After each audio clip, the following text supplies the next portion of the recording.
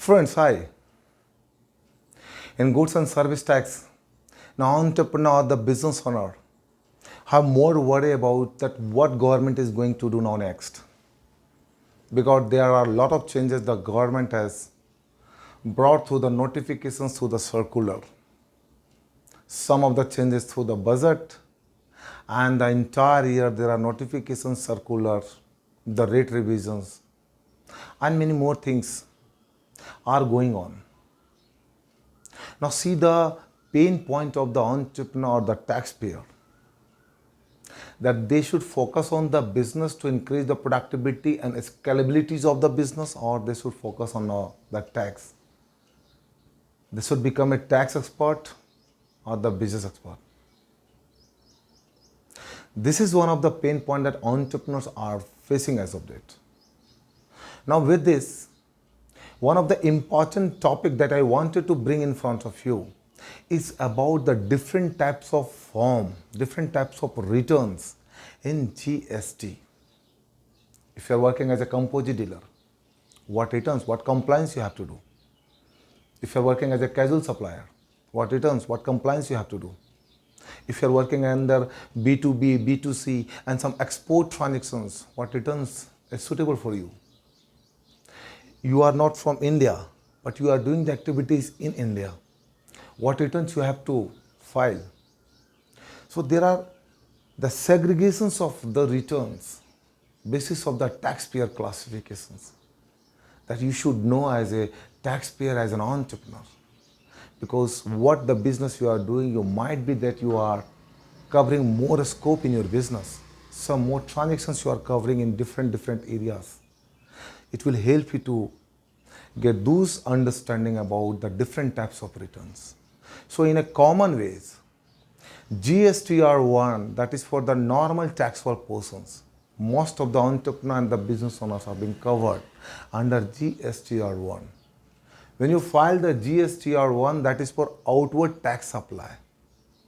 Whatever you have the sales, activities in a month, in a quarter, that you have to report through the GSTR1. With this, GSTR 2A and 2B, it is one of the auto-populated input tax credit statement. Till 30th December 2021, GSTR 2A was the helpful for reconciling the input tax credit. Before availing the input tax credit, GSTR 2 is getting reconciled and avail the input accordingly. With effect from 1st January 2022, GSTR 2B is compulsory. So GSTR 2B is for the normal taxpayer who are filing the GSTR 1, can take the input tax credit, can see the input tax credit on GSTR 2B. With this, the GSTR 3B. GSTR 3B is the monthly returns for the outward and the inward. After adjusting the outward with the inward, whatever the net liability that you have to pay is through the GSTR 3B. This is the monthly and the quarterly that you can file basis of what you have the requirement. GSTR 1, GSTR 2B and GSTR 3B. GSTR 2 and GSTR 3, this 2 GSTR return has never been used in the GST system. At the time when the government was introduced the goods and service tax, GSTR 2 and GSTR 3 was implemented with some objective, but because of the government failures, it was not implemented at that point of time. So GSTR 2 and GSTR 3 is no more relevance in the system. GSTR 4. GSTR 4 is for the composite dealer. Who are the composite dealer? So for composite dealer, if your turnover is less than 1.5 crore, you would be eligible to register under composite dealer, and compliance would be through the GSTR 4.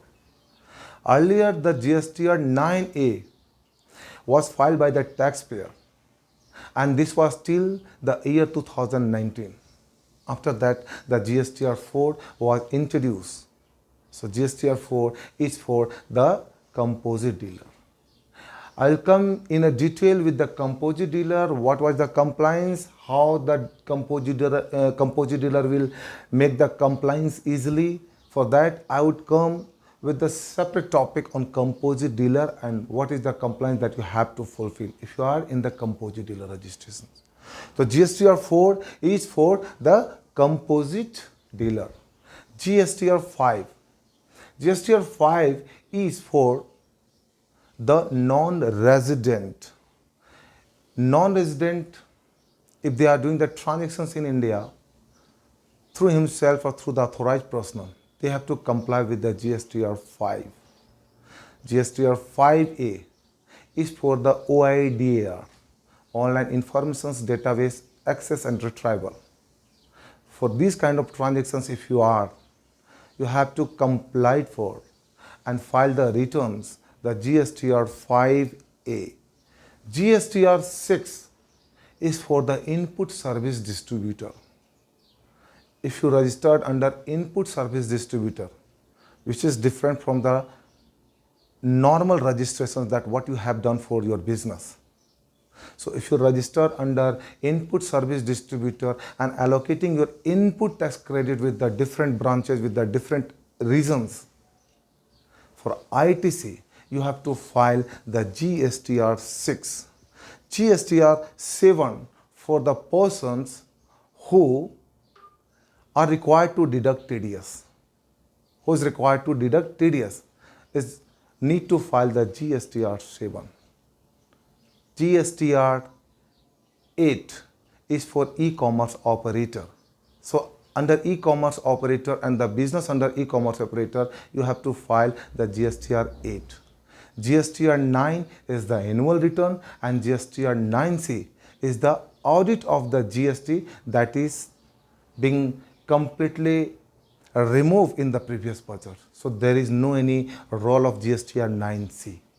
These all are the returns that you have to file basis of what business you are doing, what transactions you are doing. Make sure that what informations, what returns you are publishing, that is as per the required returns and you are following completely and abiding with the laws. That would help you to increase the compliance of your GST in your business, and when you are increasing the compliance of GST in your business, you are allowing to create more fuel in your business to get more opportunity in your business. This is Sanjay Singh. Thanks. Signing out.